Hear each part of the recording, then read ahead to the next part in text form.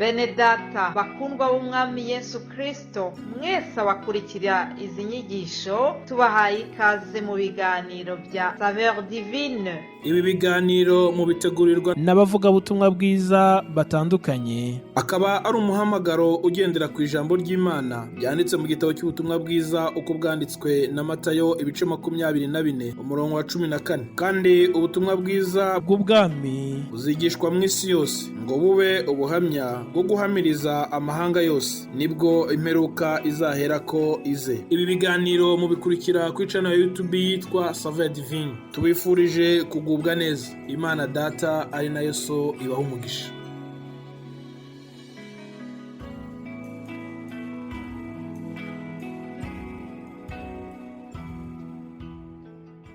Yesu ashimwe bakundwa nshuti z'umusaraba, mwese abo dufatanyije urugendo rujya mu ijuru, mwese inshuti za Saveur Divine, ndabaramukije mu izina rya Yesu Kristo umwami n'umukiza wacu. Amahoro atanga aganze mu mitima yanyu. Imana ishimwe. Turanezerewe, ngewe ubavugisha Immaculée Nyiraneza. Nshimiye Imana, nejejwe nuko yaturinze muri uku kwezi kose kwa 10, turi hafi kukurangiza. Nukuri Imana ishimwe. Nasobanukiwe yuko iyi Mana twizeye ari Imana idukunda, ni Imana igiturwanirira, uburinzi bwayo bukaguma kuri twebwe. Tujya tubona uburyo yaturwaniye intambara, ariko ibyo tubona ni bitoya tubigeranije n'ibyo iba yadukuriyeho. Rero mufatanye nanjye tuyishimire kubw'uburinzi bwayo, tuyishimire kubw'uyu mwuka duhumeka, tuyishimire kuko itwongereye amahirwe yo kubaho, amahirwe yo kuyikorera, amahirwe yo kurushaho kwihana no kuyegera. Imana ishimwe. Iki kiganiro cy'uyu munsi turabonamo ijambo ry'urufunguzo. Mu ijambo ry'ubushunguzo Imana irakubwira ngo ureke kwiganyira. Imana irakubwira ngo ije kugusubizamo intege wowe wari urushye. Icyo ni cyo gice cya mbere turi bubone, hanyuma turarangiza iki kiganiro mbaha ijambo tuzaganiraho mu cyumweru dutangiye. Yesu rero aduhana umugisha. Reka tubanze dusenge gato mbere yo gukomeza. Data mwiza wo mu ijuru, ndagushimiye cyane, gushimiye urukundo rwawe, ngushimiye yuko watanze Yesu Kristo umwana wawe w'ikinege, ukamuduha muri iyi si kugira ngo umwizera wese atarimbuka ahubwo azahabwe ubugingo buhoraho. Turagushimiye rero yuko Yesu Kristo yatwimenyekanishije, tukaba twaramumenye. Ndasengeye buri wese ukurikira iki kiganiro ataramumenya, kugira ngo umwuka wera amukoreho, umwuka wera azamugenderere, amuhishurire Yesu Kristo uwo ari we. Abatarakumenya bose bakwakire nk'umwami n'umukiza w'ubugingo bwabo, ubuzima bwabo. Turabakuzaniye mu kwizera. Ushimwe Mana, gushimiye yuko uri kumwe natwe muri uyu murimo. Gushimiye bene data bakora uyu murimo bawukunze, gushimiye abawitangira bose, gushimiye abitanga, abavuga butumwa bitanga bagira ngo asangize abandi ijambo ry'Imana. Ubaha umugisha. Ndabasengeye kugira ngo Mwami ujye ubitaho uko bagukorera, uko bitwararika umurimo wawe, ariko nawe ujye ureba iby'ubuzima bwabo, ubafashe, ubaha umugisha. Dusengeye kandi benshi badukurikira, hari abo tuzi n'abo tutazi. Turizera yuko ubera hose icyarimwe uzakomeza kubagirira neza. Ndasenze rero kugira ngo Mwami iri jambo twumva buri munsi riduhindure, ritubere ubuzima, dushobore kugendera muri ryo. Mu izina rya Yesu tubisenze twizeye. Amen, amen. Yego nshuti z'umusaraba, bakunzi ba Saveur Divine, turakomeje nk'uko nababwiye. Dutangiye ijambo ry'urufunguzo.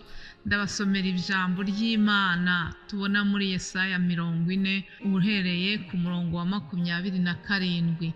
Haranditse ngo, yewe Yakobo, Isirayeli, ni iki gituma wiganyira ukavuga uti Uwiteka ntareba inzira zanjye kandi ibyanjye Imana yanjye irabyirengagiza? Mbese ntiwari wabimenya? Ese nturabyumva?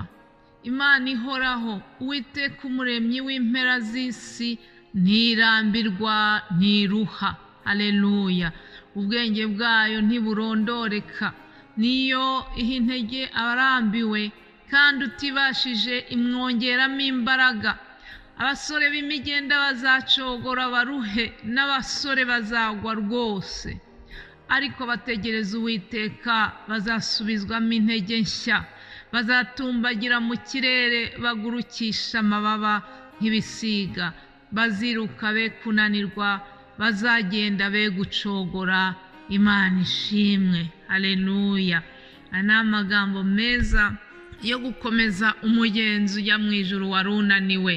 Yewe Yakobo we, yewe Theo we, yewe Media we, yewe Beatrice we, yewe Estoki, yewe Odile we, yewe Princesse, yewe muntu wese wumva iki kiganiro, nukuri ndagira ngo hano handitse Yakobo uhashyire izina ryawe, wishyire mu mwanya, wumve ko Imana ivuganye nawe muri aka kanya. Irakubwira uti ni iki gituma wiganyira?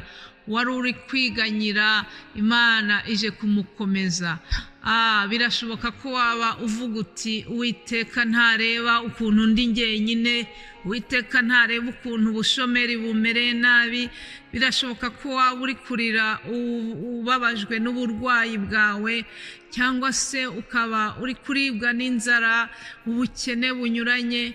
Mbese Umwuka Wera umva asa naho yagabanutse muri wowe, hakaba hari irindi jwi rikubwira ngo wagira ngo ibyawe Imana irabyirengagiza. Oya, nje kukubwira ngo humura, Imana irabizi. Imana irabizi, intambara zawe zose irazizi. Komera ushikame, komera ushikame, komeza wizere kandi uyitakambire n'umutima wawe wose. Imana njyewe narayibonye, nukuri Imana yacu irabona ibyo turimo. Hanyuma kandi Imana ireba kurira kwacu igakora.